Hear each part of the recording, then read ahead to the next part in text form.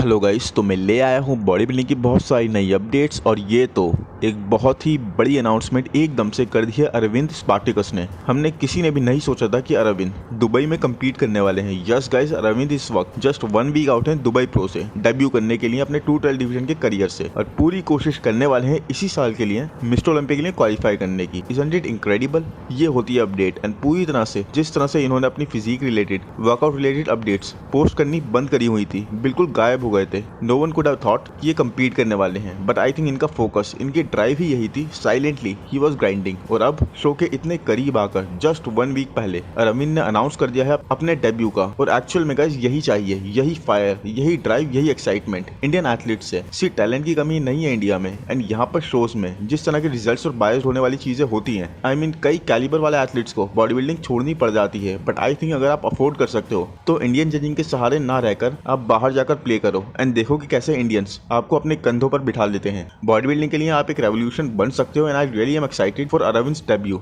And ये excitement इसलिए और है क्योंकि पहले ये मेंस फिजिक में ट्राई कर रहे थे, बट वहां पर तो इन्हें स्टेज से ही हटा दिया जाता था बिगर बोलकर। फिर इन्होंने ताइवान प्रो खेलकर प्रो कार्ड जीता, वो भी ओपन कैटेगरी से, और अब डेब्यू कर रहे हैं 212 में। मतलब सारे डिविजन घूम लिए इन्होंने बहुत ही कम टाइम में, और इन्होंने जो एक सरप्राइज वाला एलिमेंट ऐड करा है वेयर नो वन नोस कि अभी कैसे दिख रहा है, that makes it even more exciting. और अब बात करते हैं डेरेक लैंसफोर्ड के बारे में। अपनी इस ऑलमोस्ट 6.5 वीक्स आउट अपडेट में डेरेक अपनी जो ऑलरेडी इंसेन बैक थी, डोमिनेटिंग बैक थी, बहुत स्ट्रॉन्ग बैक थी, उसको और भी ज्यादा ग्रेनी, उसके और भी ज्यादा गेम्स प्रेजेंट कर रहे हैं। I mean it's not like कि कोई डेरेक की लास्ट ईयर वाली बैक को ही बीट करने वाला था, और उसके ऊपर डेरेक ने अपने स्ट्रॉन्ग बॉडी पार्ट को भी नहीं छोड़ा, उसको भी एक ब्रह्मास्त्र बना दिया so that no one can match him in back shots. Derek की इंप्रूवमेंट्स इस साल ड्रास्टिक रही है, एक बहुत ही लंबा off season, and Derek is one of the strongest mindset आज के टाइम पर। Derek and Nick, they both, दोनों ही सिर्फ और सिर्फ गेम की बात करते हैं, हर जगह, हर वीडियो में, हर पॉडकास्ट में। It's all about game and winning for them. इनका फोकस, इनका माइंडसेट इनक्रेडिबल है, इमूवेबल है, और दोनों ही going after Hadi Choopan. Derek ने जो साइज गेन करा है उसके बाद भी Derek is looking extremely proportionate. अपने प्रोपोर्शंस, अपना शेप इन्होंने खराब नहीं होने दिया। डेरेक इज गेटिंग वैस्कुलर और काफी कंडीशन। और कभी कभी तो मुझे लगता है कि डेरेक क्या मजाक में कभी हैनी से बोलते होंगे कि हैनी हार्डी को थोड़ा कम ट्रेन करो इस बार ताकि मैं जीत जाऊं, इतना ध्यान मत दो हार्डी पर, या हार्डी की पीक मिस करवा दो, बाकी मैं संभाल लूंगा। मैं सोचने में तो ये काफी मजेदार लग रहा है, बट जोक्स अपार्ट, कल या परसों एक बहुत ही जबरदस्त वीडियो, जबरदस्त रीजनिंग वाला मैं लाने वाला हूं, तो अभी से ही वीडियो को लाइक कर दें और चैनल को सब्सक्राइब करना ना भूलें। चैनल को सब्सक्राइब करके इसका पार्ट बनकर वीडियोस देखें। और अब चलते हैं नेक्स्ट अपडेट पर, जो कि रामोन डिनो की। एंड अभी रिसेंटली रामोन डिनो बहुत ही ज्यादा इमोशनल हो गए थे, रिमेंबरिंग द टाइम्स जब उनके पास डाइट करने के पैसे नहीं होते थे, उनको काफी दूर ट्रेन करने जाना पड़ता था, और वो भी वॉक करके, कॉज ये ट्रैवल के एक्सपेंस भी अफोर्ड नहीं कर सकते थे। एंड इसीलिए he was thanking his family for supporting him, but his family must be proud, क्योंकि जहां पर आज ये हैं, जिस स्टेज पर ये हैं, सिर्फ एक सीढ़ी दूर from becoming the very best of classic division. ये बहुत ही बड़ी अकम्पलिशमेंट है, एंड रामोन की प्रेप अब जोर पकड़ रही है। और वैसे रामोन जितने भी रिसेंटली वर्कआउट कर रहे हैं, ये अपनी फिजिक थोड़ी सी भी रिवील नहीं कर रहे हैं, किस तरह से ये कट कर रहे हैं, कैसे इनकी फिजिक रिस्पॉन्ड कर रही है, वगैरह वगैरह। बट डोंट वरी गाइस, मैंने एक रिसेंट अपडेट ढूंढ ही ली। ये रामोन ने नहीं बल्कि उनके ब्राजीलियन फ्रेंड और body builder Horse MD. And look at Ramon symmetry over here.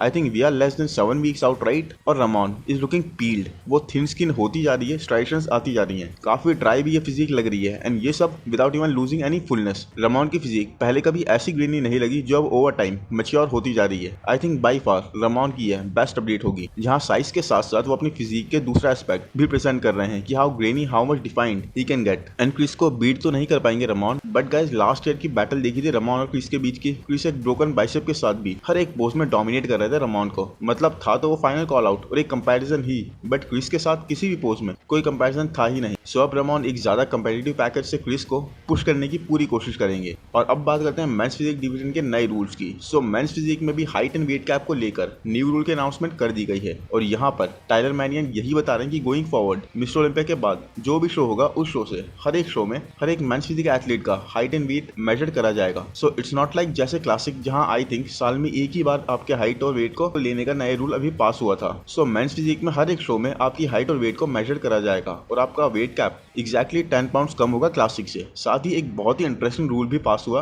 और वो ये गाइस कि आप जो बोट शॉर्ट्स पहनते हो मेंस फिजिक में अब वो काफी लॉन्ग नहीं हो सकते, बल्कि उनको आपकी नी कैप के 2 इंच ऊपर एंड होना होगा। उनकी ऊंचाई आपके नी कैप से 2 इंच ऊपर तक होनी चाहिए ताकि आपके लेग्स भी थोड़े बहुत विजिबल हों। टायलर ने बताया कि इसका मकसद ये नहीं था कि आपके लेग्स का शेप या सेपरेशन भी जज करी जाएगी, बल्कि they want a balance physique and इसीलिए आप सिर्फ अपर बॉडी को सारा वेट कैप यूटिलाइज करने के लिए यूज नहीं कर सकते। You must have a balance. साथ ही एक्सट्रीमली अनबैलेंस फिजिक पेनलाइज्ड भी होंगी। तो मैन आई थिंक पेनलाइज्ड वाली जो चीज है ये तो बहुत ही अच्छी जाएगी मेंस फिजिक के लिए। And I think men's physique में लेग्स तो सिर्फ जेरेमी के ही इंक्रेडिबली बैलेंस वे में डेवलप्ड हैं, बट फिर ब्रैंडन के भी हैं जेरेमी के बाद। एंड एरिन, मैन इनको कोई भूल नहीं सकता। दो एरिन बैंक्स के लेग्स अपर बॉडी की विड्थ के आगे, अपर बॉडी की स्ट्रॉन्गनेस के आगे, साइज के आगे डिस्प्रपोर्शनेट लगने लग जाते हैं। But what do you feel about this rule? Comments में जरूर बताना। लेकिन आई थिंक ये एक मौका तो होगा एथलीट्स को ज्यादा कम्पिटिटिव होने का with a more balanced look. साथ ही जो मेंस फिजिक डिवीजन एक तरह से स्टार्टिंग से ही दूसरे डिविजन के फैंस के जरिए ट्रोल होता था for both shots and having no legs, वो चीज अब खत्म हो सकती है। बट पर्सनली आई फील कि actual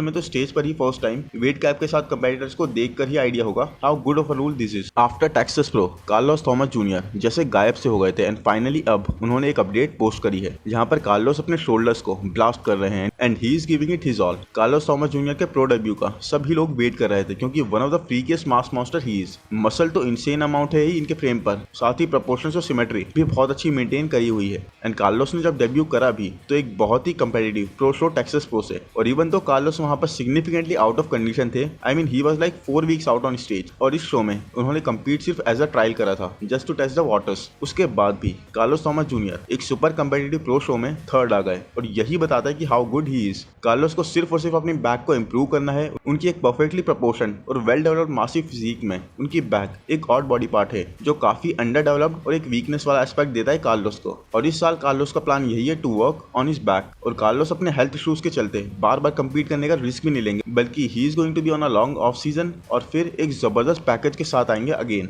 on the pro show stage. But ये डिवीजन बहुत ही एक्साइटिंग होता जा रहा है। मास मॉन्स्टर्स, एस्थेटिक्स, शेप्स, हर एक चीज इस डिवीजन में जबरदस्त तरीके से आती जा रही है and Carlos is going to be one hell of an addition to the division. And जबकि वेस्ली ने अभी रिसेंटली विक्ट्री का टेस्ट लिया है, उसके बाद भी Wesley is more than ready for another victory. But honestly guys, Europa pro में इवन दो मेडल मैन ने एक काफी स्ट्रॉन्ग बैटल करी थी वेस्ली से, तब भी वेस्ली का असली टेस्ट तो अब दुबई प्रो में ही होगा, जहां पर Terrence Ruffin 2 times runner up, ब्रांच चैन अपने डेब्यू में ही टॉप 6 क्रैक कर चुके, माइक सोमरफील्ड जो कि लास्ट ईयर टॉप 5 का पार्ट रहे थे क्लासिक के लाइनअप पर, और यही नहीं medal man. Yes guys, he is also coming back. एक स्टार स्टडीड शो होगा ये, और इसमें classic division is going to be the talk of the mouth. सबसे एक्साइटिंग लाइनअप होगा क्लासिक डिवीजन का, और यहाँ होगी एक battle top tier classic physiques की, एक से एक एस्थेटिक्स, एक से एक पोजर्स की। और अगर यहाँ पर वेस्ली ने चाहे टेरेंस को बीट नहीं करा तब भी एक strong battle as a runner up दे दी, तो ये क्लियर हो जाएगा कि Wesley is not here for fun. और इस साल मिस्टर ओलंपिया में वेस्ली को हम एक बहुत ही स्ट्रॉन्ग मूव अप करते हुए देखेंगे, क्योंकि टेरेंस को बीट कर देना या फिर टक्कर दे देना एक बहुत ही टॉप टियर क्लासिक एथलीट को, जिसने खुद को प्रूव भी कर रखा है काफी बार, वो भी क्रिस के सामने, is going to be one of the biggest test for Wesley Vissers. And now guys, देख लेते हैं उस मेंस फिजिक एथलीट को जो खुद मेंस फिजिक डिवीजन के एक्चुअल स्टैंडर्ड्स को डिफाइन करता है। और रायन टेरी ने भी अभी अपनी बैक की इंप्रूवमेंट्स इस लेटेस्ट पोस्ट में शो करी है। रायन बोल रहे हैं कि 7.5 वीक्स आउट के पॉइंट पर वो अपनी प्रोग्रेस से खुश हैं, और बैक को इंप्रूव करना उनका बिगेस्ट मोटिवेटर रहा है, और इनकी फिजिक काफी अच्छे से रिस्पॉन्ड कर रही है हर छोटे चेंज पर जो ये हर वीक कर रहे हैं। एंड बैक गाइस, अब तो ये बैक का गेम है, बैक इंप्रूव नहीं करोगे तो बॉस टॉप 10 में आने के भी लाले पड़ जाएंगे। But you know Ryan Terry की बैक में क्या खास बात है, या क्यों ये अगर मेंस फिजिक चैंपियन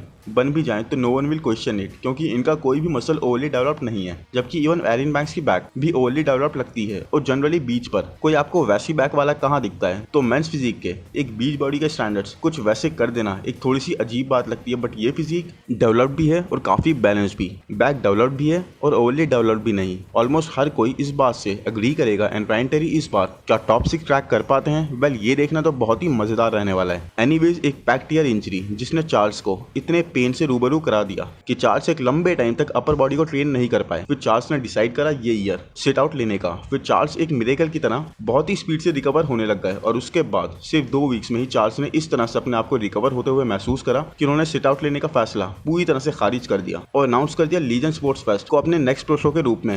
और एक इसी साल के मिस्टर ओलंपिया के क्वालिफायर के रूप में। और चार्ल्स इस वक्त मोर देन रेडी है क्वालिफाई होने के लिए। चार्ल्स की फिजिक एक कॉम्बिनेशन लगती है शॉन क्लाइडा, कैरिस बज्जो और हार्डी चूपन का। इतना ज्यादा हार्डनेस, इतनी ज्यादा मसल मैच्योरिटी ये अकेले ही होल्ड करते हैं। अब चार्ल्स का कंपटीशन इस शो में हॉर्स एमडी है ये तो पक्का है, बट चार्ल्स के लेवल पर इस शो में कोई भी नहीं है। हर एक वीक बॉडी पार्ट को चार्ल्स ने अपनी स्ट्रेंथ में बदल दिया है और ये मुकाबला कुछ ऐसा ही होगा जैसे शॉन क्लाइडा के सामने किसी को खड़ा कर दिया जाए। इस ग्रेनीनेस और डेंसिटी को बीट करना बहुत ही मुश्किल होने वाला है, क्योंकि look at the squads guys. Back tear होने की वजह से पूरी तरह से चार्ल्स ने लेग्स पर फोकस करा and as a result they are undeniably one of the craziest set of quads in open division. Hope guys video आपको पसंद आया हो। पसंद आया है तो प्लीज़ लाइक कर दो, चैनल को सब्सक्राइब कर दो, नोटिफिकेशन बेल को दबा दो, इंस्टा पर फॉलो कर दो। Thank you, bye bye.